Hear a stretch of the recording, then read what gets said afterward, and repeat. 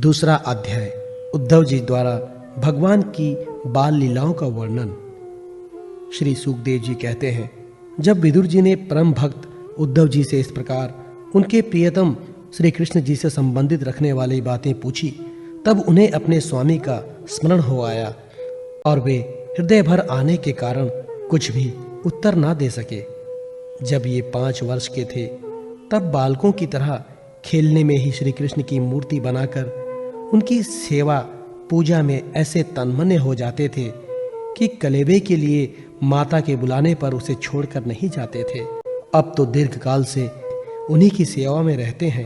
ये बूढ़े हो चले हैं, अतः विदुर जी के पूछने से उन्हें अपने प्यारे प्रभु के चरण कमलों का स्मरण हो आया। उनका चित्त विरह से व्याकुल हो गया। फिर वे कैसे उत्तर दे सकते थे। उद्धव जी श्री कृष्ण के चरणारविंद मकरंद सुधा से सरोवर होकर 2 घड़ी तक कुछ भी नहीं बोल सके।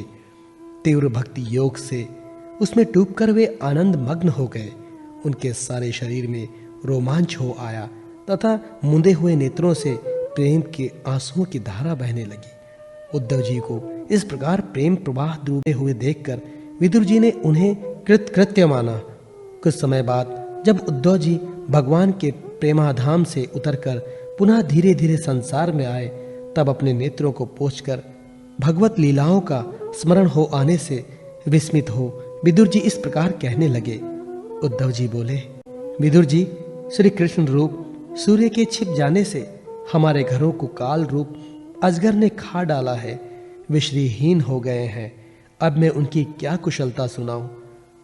ओह, ये मनुष्य लोक बड़ा ही अभागा है। इसमें भी यादव तो नितांत भाग्यहीन है, जिन्होंने निरंतर श्री कृष्ण के साथ रहते हुए भी उन्हें नहीं पहचाना।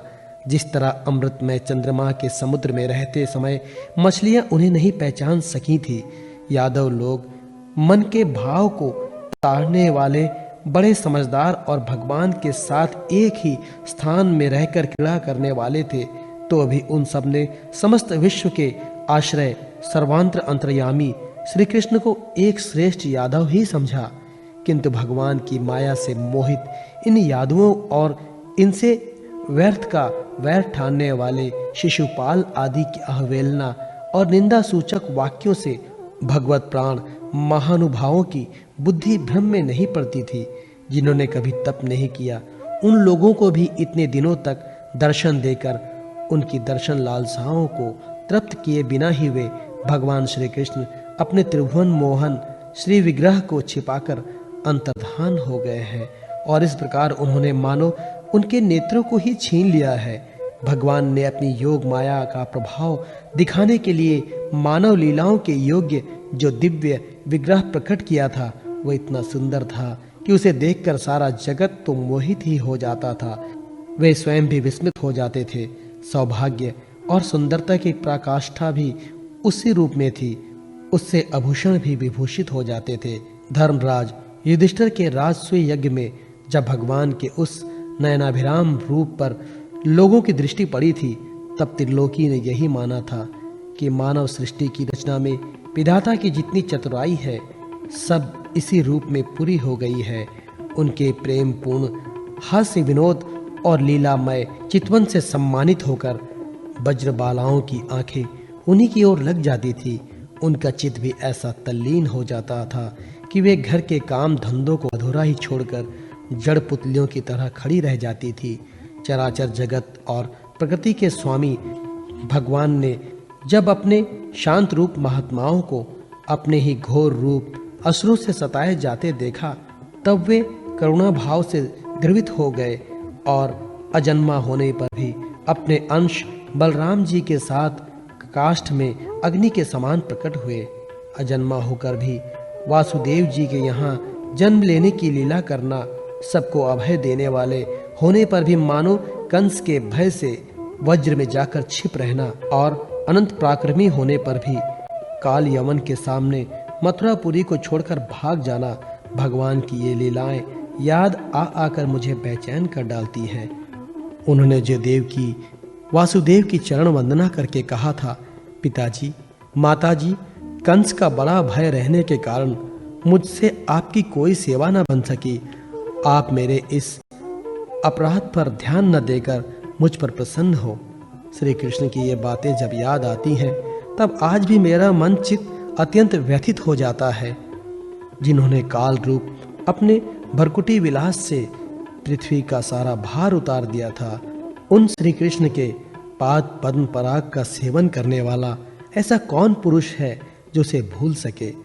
आप लोगों ने राजसूय यज्ञ में प्रत्यक्ष ही देखा था कि श्री कृष्ण द्वेष करने वाले शिशुपाल को वो सिद्धि मिल गई जिसकी बड़े बड़े योगी भली भांति योग साधना करके सप्ताह करते रहते हैं। उनका विरह भला कौन सह सकता है। शिशुपाल के ही समान महाभारत युद्ध में जिन दूसरे योद्धाओं ने अपनी आंखों से भगवान श्री कृष्ण के नयनाभिराम मुख कमल का मकरंद पान करते हुए अर्जुन के बाणों से बिंधकर प्राण त्याग दिए, वे पवित्र होकर सब के सब भगवान के पराधाम को प्राप्त हो गए। स्वयं भगवान श्री कृष्ण तीनों लोकों के अधीश्वर हैं, उनके समान भी कोई नहीं है, उनसे बढ़कर तो कौन होगा।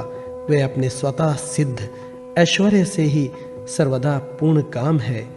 इंद्रादि असंख्य लोकपालगण नाना प्रकार की भेंटें ला लाकर अपने अपने मुकुटों के अग्रभाग से उनके चरण रखने की चौकी को प्रणाम किया करते हैं। विदुर जी, वे ही भगवान श्री कृष्ण राज सिंहासन पर बैठे हुए उग्रसेन के सामने खड़े होकर निवेदन करते थे, देव हमारी प्रार्थना सुनिए। उनके इस सेवा भाव की याद आते ही हम जैसे सेवकों का चित्त अत्यंत व्यथित हो जाता है। पापिनी पूतना ने अपने स्तनों में हलाहल विष लगाकर श्री कृष्ण को मार डालने की नियत से उन्हें दूध पिलाया था। उसको भी भगवान ने वो परम गति दी थी जो धाय को मिलनी चाहिए। उस भगवान श्री कृष्ण के अतिरिक्त और कौन दयालु है जिसकी शरण ग्रहण करे। मैं असुरों को भी भगवान का भक्त समझता हूँ, क्योंकि वैर भाव जनित क्रोध के कारण उनका चित्त सदा श्री कृष्ण में लगा रहता है और उन्हें रणभूमि में सुदर्शन चक्रधारी भगवान को कंधे पर चढ़ाकर झपटते हुए गरुड़ जी के दर्शन हुआ करते थे। ब्रह्मा जी के प्रार्थना से पृथ्वी का भार उतारकर उसे सुखी करने के लिए कंस के कारागार में वासुदेव देवकी के यहाँ भगवान ने अवतार लिया था। उस समय कंस के डर से पिता वासुदेव जी ने उन्हें नंद बाबा के व्रज में पहुंचा दिया था। वहां वे बलराम जी के साथ 11 वर्ष तक इस प्रकार छिपकर रहे कि उनका प्रभाव वज्र के बाहर किसी पर प्रकट नहीं हुआ। यमुना के उपवन में जिसके हरे भरे वृक्षों पर कलरव करते हुए पक्षियों के झुंड रहते हैं, भगवान श्री कृष्ण ने बछड़ों को चराते हुए ग्वाल बालों की मंडली के साथ विहार किया था। वे व्रजवासियों की दृष्टि आकृष्ट करने के लिए अनेकों बाल लीला उन्हें दिखाते थे। कभी रोने से लगते थे, कभी हंसते और कभी सिंह शावक के समान मुग्ध दृष्टि से देखते थे। फिर कुछ बड़े होने पर वे सफेद बैल और रंग बिरंगी शोभा की मूर्ति गौओं को चराते हुए अपने साथी गोपों को बांसुरी बजा बजा कर रिझाने लगे।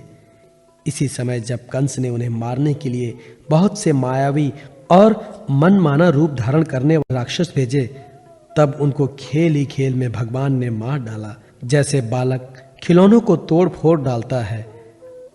कलिया नाग का दमन करके विष मिला हुआ जल पीने से मरे हुए ग्वाल बालों को गौओं को जीवित कर उन्हें कलिया दह का निर्दोष जल पीने की सुविधा कर दी थी।